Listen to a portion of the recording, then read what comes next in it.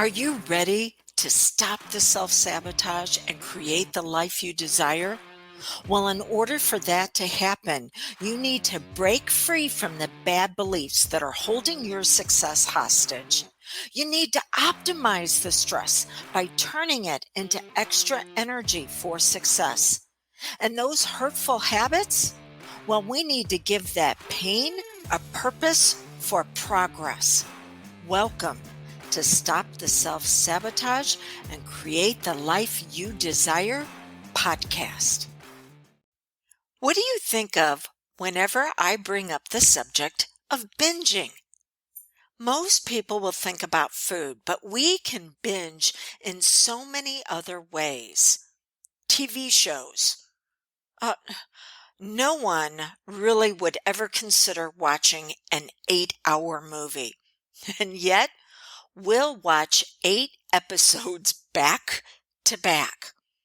How about binging on books? That's one of the things that I've done in the past, and I finally had to make a rule that if I buy one and bring it in, another one has to go out because there's just no more room. Then we can binge on food. There was a Christmas where I received as a gift 5 pounds of Godiva chocolate. And I ate it all by myself that weekend. I'm actually thinking it was in 24 hours, but I'm going to give myself the benefit of the doubt and say no, it was actually over a span of 3 days. And here's the thing. I'd do it again. I have no regrets on that. So yes, we can binge on food. We can also binge at work. There are times whenever that has to take precedence over anything else going on in our life. I remember my youngest son, who's now in his mid-30s, he had gotten really sick and had to stay home from school. And so I had to take him into work with me and make a little bed out of blankets on the floor for him and have him play with his little Game Boy or whatever was popular at that time because I needed the income to be able to put food on the table. So yeah, that had to take precedence. See, binging is taking anything to excess. But is all binging bad? No, it's not. See, we have 3 aspects to our personality that binging appeals to: fantasy, forgetfulness, and moving forward. Binge in a way that will help you feel fulfilled, and it's working for you. Binge in a way to where what you're doing doesn't have any parameters or rules around it, and the fantasy, forgetfulness, and moving forward will actually fuck you up in life because it will be in control of you. Now, for those of you that are going, oh, did you just hear what she said? I'm probably not the mentor, the guide, the coach for you. So move along, nothing to see here. For the rest of you that are going, okay, yeah, I've been freaked up a time or two by my binging, then let's talk about how to start putting containers around it to where when you use it, it actually helps you feel good, not just short term, but long term. Okay, so fantasy. We will binge because it allows us to move into a fantasy world. And this is actually a healthy thing when done correctly, because fantasy is how we set goals. It's the dreams that we want to experience. So we can use fantasy binging. That's the TV shows and the books, and it might even be food. That there was a certain dish that was made by one of my favorite restaurants. It was actually the restaurant where I proposed to my husband. Yes, I got down on one knee and asked him to marry me. Um, and they're no longer around. So whenever I get to experience that dish, I overindulge because it brings back some wonderful memories.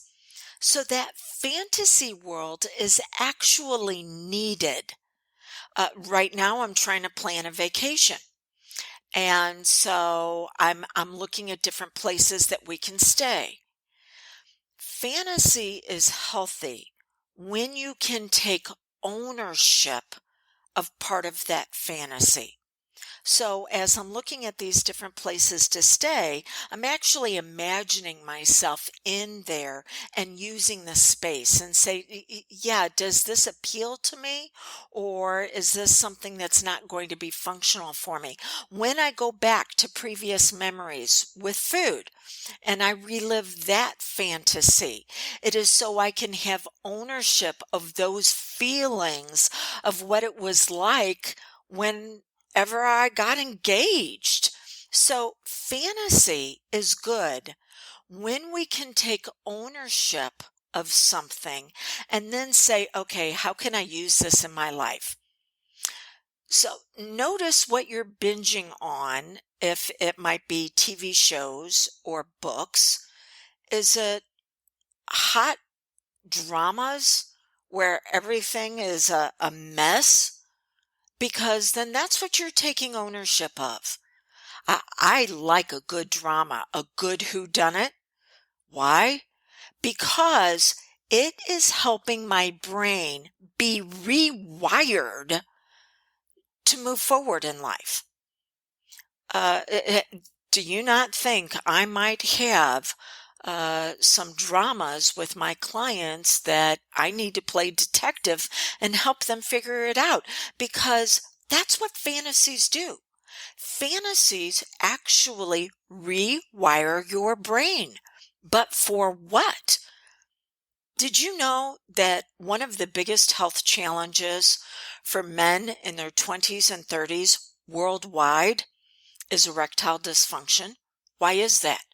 Because they've been living in a fantasy world of pornography, something that they can never take ownership of in the real world. And it has rewired their brain to where their body no longer wants to work in the way it was designed unless they're living in a world that can never be experienced in reality. Okay, so look at your fantasies. Are they helping you take ownership and experiencing something in life? Or is that fantasy rewiring your brain that the only way you can get a fix of feel goods is going to be the short term by living in that world, which can never be recreated in your life? Okay. Then we have forgetfulness. Oh, we've all had those days where we just want to forget them. Yeah. And so binging on things to help you forget can be very healthy when it brings you out at your best. So using the food, using the recreational drugs, using the alcohol to forget then teaches the brain to always go for an outside substance uh, in order for you to binge. Yep, you're freaked up again, aren't you? I know. I have been clean and sober now for, golly gee, probably almost 25 years. So I know what it's like to take that to excess, okay? So forgetfulness. We all have stress that we need to leave behind us. But in order to create that amnesia in a healthy way, you need to do something that is complex that requires the movement of your body. Yep. So one of the things that I like to do, physical exercise. I have a friend who is going to teach me Bollywood dance. Oh my gosh, it looks so phenomenal. And if you were to ever see me out on the dance floor, you would see someone that has absolutely no rhythm. That's okay. It does not hold me back because see, as I'm having to focus on complex moves and trying to learn them, my brain can't think about anything else. Neither can yours. And it's not just using your brain, you've got to use your body. This has to be an immersion experience because through the drugs, the alcohol, and the food, you're just teaching your brain to dumb down, not your body. So if we want amnesia in a way that's healthy, we have to use our body along with it. So whenever you're doing something complex, I used to do exercise classes, Zumba. And yeah, whew, trying to move my feet and not run into anybody else in the class. It was so amazing because it fine-tunes the focus, but it does something else. The same thing fantasy does. It allows you to begin to look at complex challenges and figure out a way how to move through them. See what I did there? Because you're using your body. Okay, so on the days you need to forget, you need to get out and you need to move, and you need to move in such a way that your focus has to stay present in your body. I know that there are people out there that are going to go, oh, I meditate for that. No, that doesn't work. All you're doing is teaching your brain to shove it in the background, to not pay attention to it. We need to teach the brain how to take on even more complex problems, because in case you haven't figured it out yet, life isn't going to get any easier. We have to get better. Okay. So that's how to do forgetfulness in a way that will have you feeling fulfilled. And now let's talk about moving forward. This can actually be very dysfunctional. If you're always trying to figure out what's the next thing you're going to do, and what's the next project you're going to tackle, and what's the next vacation you're going to take, because it pulls you out of the present moment. And the reason why you want to do that, not 100% of the time, but a lot of the time, the reason why it is so hard for you to live in the present moment is because there's pain in the present moment. P-A-I-N. Pain, not paying, although you will pay the price. So we can actually be too progress oriented to try to avoid the pain, the difficult conversation, the boundary that needs to be drawn, the realization that a relationship is not going to work, the possibility that yes, we might get fired, the health drama that is getting ready to move into a crisis because you're in denial, and that's not just a river in Egypt. So you can be too forward focused because you haven't given the pain a purpose. See, whenever we go through something in life and it hurts, we need to give it a new focus. So whenever I hurt my foot a couple of years ago, which then led me to walking funny for a while, which then set off my hip. And I've already told you, I really like moving my body, hiking, dancing, whatever it might be, because that takes my brain to the next level of creativity and living the life that I desire. Well, I really laid myself up with it. And I said, okay, I talked to my body, and then it talks back. I talked to my body and I said, okay, what is it that we need to do here to give this a purpose? And it said, yes, it did talk back to me. This is the reason why I love hypnosis, because it's in this state that you can have conversations, in this daydreaming state. And it came back at me and it said, okay, you've gotten too tight around things. Your body is too tight, but because your body is simply a external manifestation of what you've got going on internally, there are some things that you got too tight and too restricted about.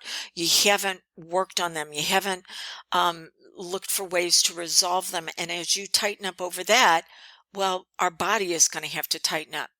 Now, there's something known as your physiology will follow your psychology, which is a fancy way of saying that your body will follow your brain, but your brain will follow your body.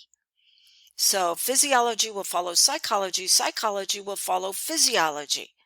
So my body was telling me, as I found ways to stretch and open myself back up, I was also going to be able to stretch my inner capacity to see new avenues for a resolution for a problem that I had been dealing with. But if I were to stretch my body, then my mind would go along and start stretching also. So it's not just a one-way street. It goes both ways. Okay.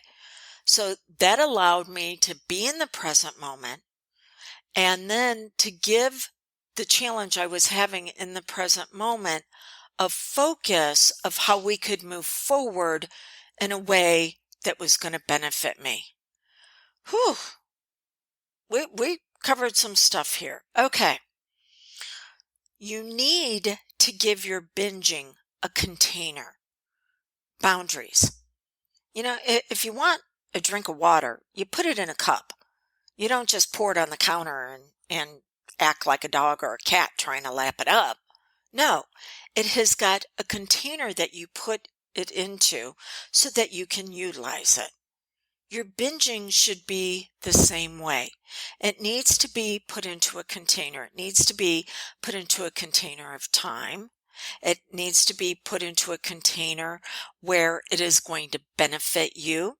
It needs to be put into a container where you can enjoy not just this moment, but then allowing this moment to build a foundation for the next moment.